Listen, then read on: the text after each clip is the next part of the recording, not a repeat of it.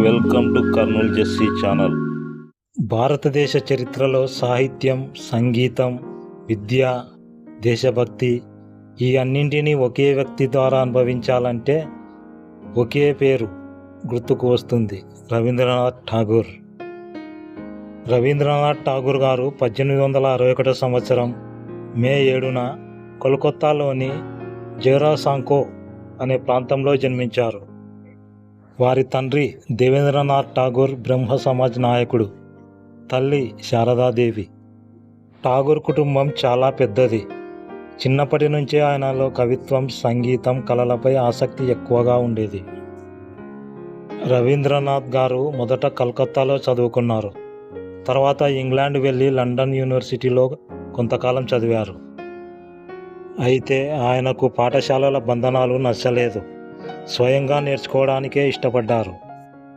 రవీంద్రుడు, Kalidasa, Shakespeare రచనలను ఎక్కువ ఇష్టంగా చదివేవారు. రవీంద్రనాథ్ ఠాగూర్ కేవలం ఒక కవి మాత్రమే కాదు, నవలాకారుడు, కథాకారుడు, నాటకకర్త, సంగీతకారుడు, చిత్రకారుడు కూడా. ఆయన చిన్నప్పుడే కవితలు రాయడం మొదలుపెట్టారు. సాహిత్యానికి, బహుభాషా పాండిత్యానికి, లలిత కళలకు, ఆధ్యాత్మిక చింతనకి లేఖలుగా రాసేవాడు. ఇంగ్లాండులో ఉండగానే భగ్న హృదయం అనే కావ్యాన్ని విశ్వకవి రచించాడు. విర్గారేర్ స్వప్నభంగ, సంగీత ప్రభాత అనే భక్తి గీతాలను కూడా రాశారు. రవీంద్రనాథ్ ఠాగూర్ రచనల్లో గీతాంజలి గొప్పది. బెంగాలీ భాషలో రచించిన భక్తి గీతాలను గీతాంజలి పేరుతో ఆంగ్లంలోకి అనువదించారు. అనంతరం దీన్ని అనేక ప్రపంచ భాషల్లోకి తర్జుమా చేశారు. ప్రపంచ సాహిత్యంలో ఇది ఓ గొప్ప రచన. ఈ రచనకే 1913 సాహిత్యంలో నోబెల్ బహుమతి లభించింది. విశ్వకవి అనే బిరుదును సాధించి పెట్టింది. అంతేకాదు, నోబెల్ పొందిన తొలి భారతీయుడిగానే కాదు, ఆసియాలోనే తొలి వ్యక్తిగా రికార్డులకెక్కారు. ఠాగూర్ గారు జనగణమన అనే భారత జాతీయ గీతాన్ని రాశారు. అలాగే బంగ్లాదేశ్ జాతీయ గీతం హమార్ సోనార్ బాంగ్లా కూడా ఆయనదే. ఇది ఆయన దేశభక్తిని ఎంత గాఢంగా చూపిస్తుందో అర్థం చేసుకోవచ్చు. ఠాగూర్ గారు విద్యకు ఒక కొత్త రూపాన్ని ఇవ్వాలని ఆశించారు.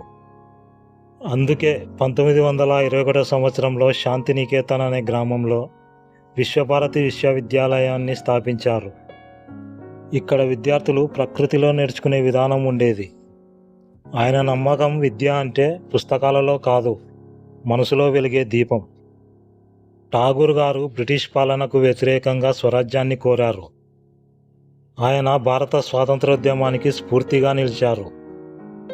1919 సంవత్సరంలో జరిగిన జలియన్వాలా బాగ్ హత్యాకాండ తర్వాత ఆయన బ్రిటిష్ ప్రభుత్వం ఇచ్చిన సర్ బిరుదును తిరస్కరించారు. తన చివరి దశలో ఆయన చిత్రకళ వైపు కూడా మొగ్గు చూపారు. ఆయన చిత్రాలు యూరప్ దేశాలలో కూడా ప్రదర్శించబడ్డాయి. రవీంద్రనాథ్ ఠాగూర్ గారు 1941 సంవత్సరం ఆగస్టు 7న ఈ లోకాన్ని విడిచారు. కానీ ఆయన సాహిత్యం, సంగీతం, భావాలు నేటికి మన హృదయాల్లో వెలుగుతూనే ఉన్నాయి. ఠాగూర్ గారి జీవితం అంతా మనకు ఓ పాఠం చెబుతుంది. జ్ఞానం, ప్రేమ, స్వాతంత్రం ఇవే నిజమైన సంపదలు. మాతృభూమి, మానవ సంబంధాల పట్ల అచంచలమైన నమ్మకం, ప్రేమాభిమానాలు కలిగిన విశ్వకవి రవీంద్రనాథ్ ఠాగూర్. మా వీడియోస్ నచ్చినట్లయితే లైక్ చేయండి, షేర్ చేయండి, కామెంట్ చేయండి, సబ్స్క్రైబ్ చేసుకోండి, బెల్ కొట్టండి. జై హింద్.